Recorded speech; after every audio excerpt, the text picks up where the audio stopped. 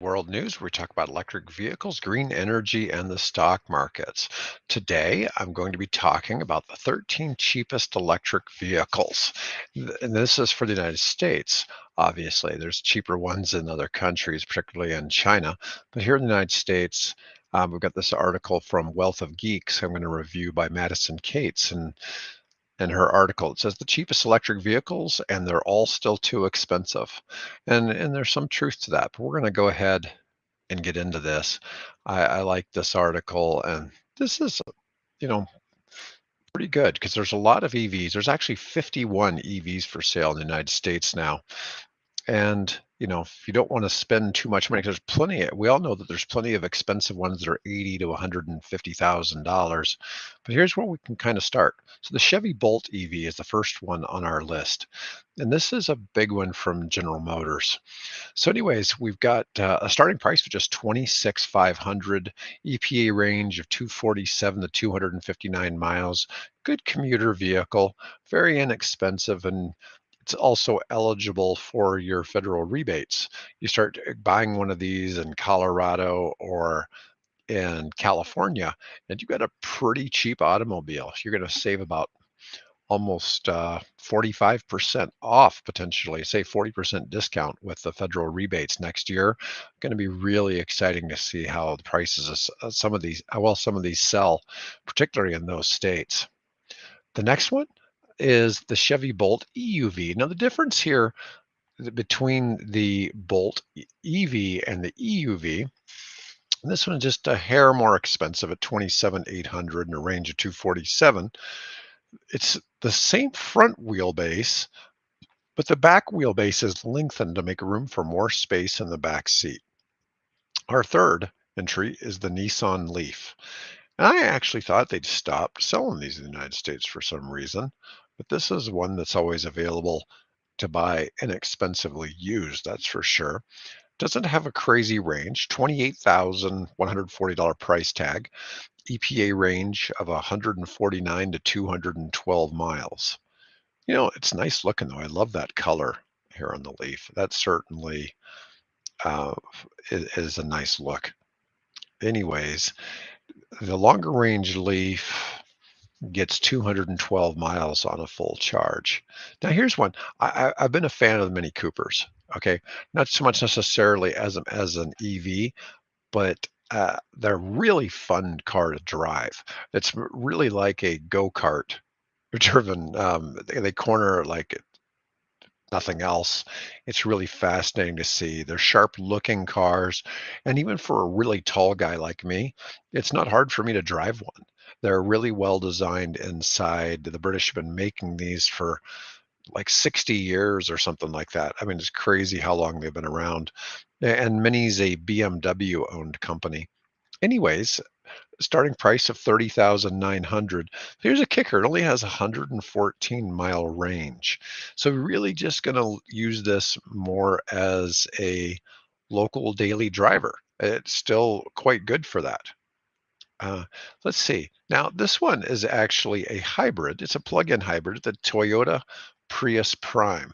So when we think of EVs, we're generally thinking of just of the pure battery vehicle, but the Prius Prime starts out at $32,000 and it has an EV range of only 48 miles, but it also has gas.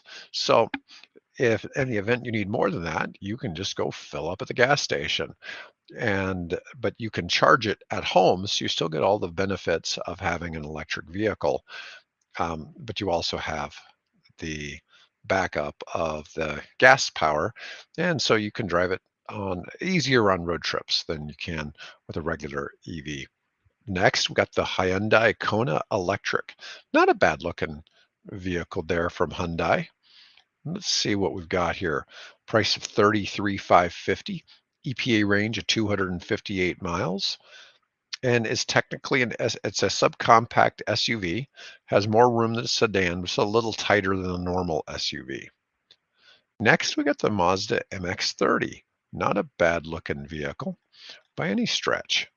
34,110. And once again, it's only got a range of 100 miles. And it's 0 to 60 in 9 seconds.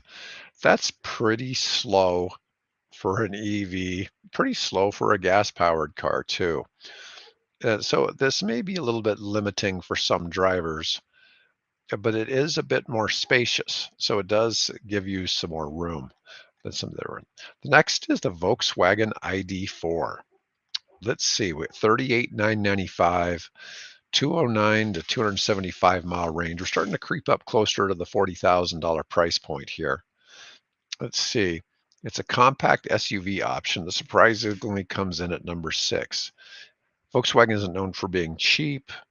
The 2023 introduced a more affordable standard trim, making this car more affordable for the average consumer. Now, I bet you didn't imagine you'd see the Tesla Model 3 on here, but it's interesting to see because currently it's only 38,998.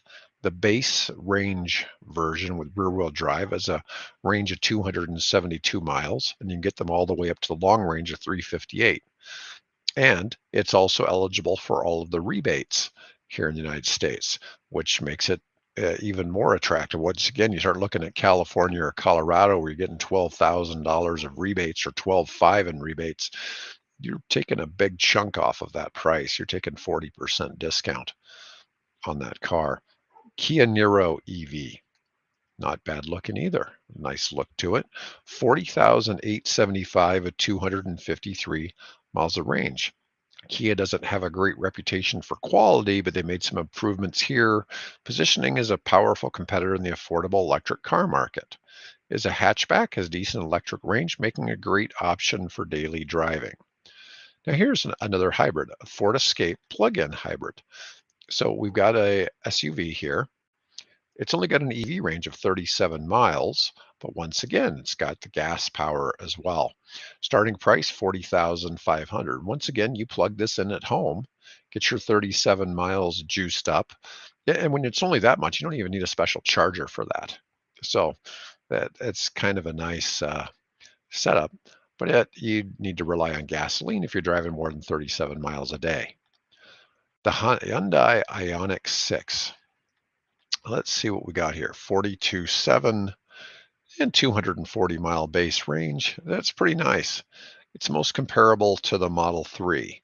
You can choose from standard long range, rear-wheel drive, or all-wheel drive options. The long range also has up to 320 horsepower. Then we got the Ioniq 5. Let's see, 42,785, just a little more expensive. Another model is comparable to the Kia EV6 and offers long-range options and quick charging capabilities and can tow 2,300 pounds. So anyways, those were the 13 vehicles for this article. And I thought that was pretty good. A lot of those vehicles are eligible for the federal rebates, which, as I've mentioned before, starting next year, you'll be able to take those rebates in January at the dealership. So you won't have to wait till you get file your taxes the next year. So that's going to definitely help out a lot of people in buying cars.